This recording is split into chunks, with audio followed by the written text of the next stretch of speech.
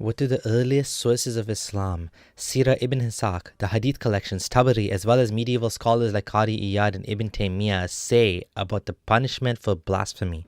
Did the recent beheading in France have anything to do with these sources? As a disclaimer, we need to be careful not to lump in all Muslims into a camp of savage lunatics or to think of immigrants and asylum seekers as people who bring violence and poverty to the West. We have to be honest about what the texts say without resorting to anti-Muslim bigotry. Did Muhammad execute anyone for blasphemy?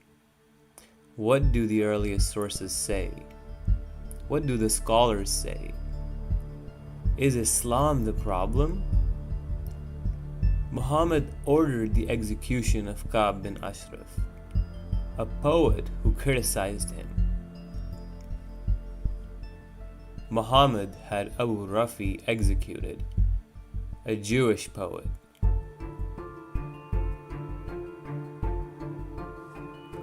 Muhammad had another poet executed, Abu Afaq.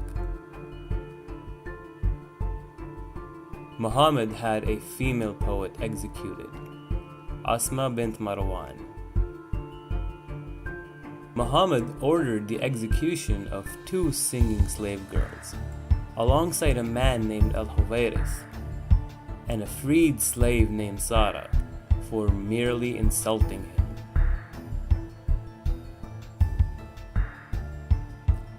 A man killed his slave girl by stabbing her in the stomach for insulting Muhammad. Muhammad pardoned the man and stated, "I bear witness that her blood is permissible." Let us turn to Ash-Shifa, a book by Qadi Iyad. The following are quotations from the book. The legal judgment as for cursing the Prophet is to be inflicted, namely, he is to be killed, without any doubt or hesitancy. The majority of the scholars unanimously agreed on inflicting the judgment of killing on the one who curses the Prophet. Whoever reviles the Prophet or any of the Prophets, whether he is a Muslim or infidel, is to be killed, without being asked for repentance.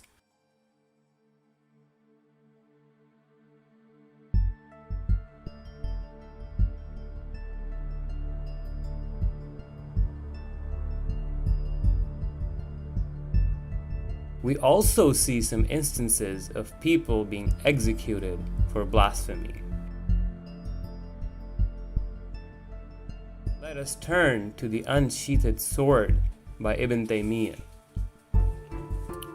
This book reiterates the same idea that earlier scholars unanimously agreed to execute blasphemers, and that in most cases their repentance is not sought. By this point, we should all have realized that the problem is deeply rooted in religious scriptures. We must stand up for freedom of expression. We must stop lying to ourselves and the world that Islam is a religion that promotes freedom of thought and expression. At the very least, Muslims should unequivocally denounce these radical ideas and scholars that happen to form the core of Sunni Islam.